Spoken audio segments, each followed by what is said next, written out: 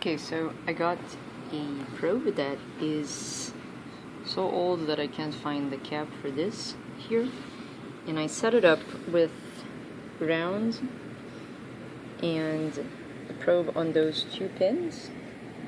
Usually it would be easier to set this up, but I didn't want to touch it, so I left it there. This is called probe compensation. This is a Tektronix 1001 oscilloscope, but a lot of them have it. So I had been using channel 1 and it's still there. I'm gonna press channel 1 again to turn it off, and now I'm interested in using channel 2, but it's grounded.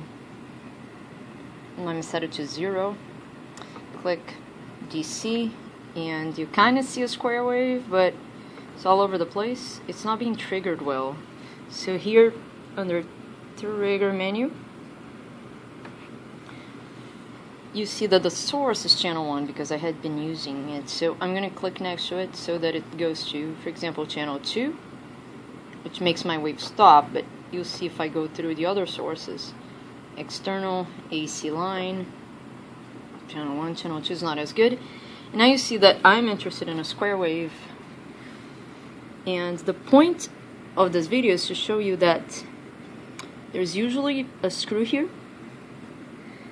Oops, hold on, let me find it with my left hand. Yes, and I'm going to be just turning the screwdriver on the probe while attached to the probe, trying to make this sort of RC there a little bit more. I'm turning I'm turning clockwise.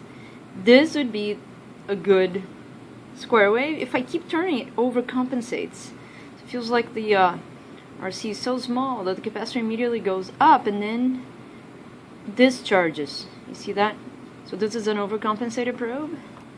And let me go back counterclockwise. Sorry, I lost my... There. This is a perfectly compensated probe. Undercompensated. So, point here is, hopefully every time you have a new probe on a new oscilloscope, you're going to do this quick test to see. It proves that your probe is working. Proves that you got the oscilloscope good to go, and now you can put a probe anywhere else.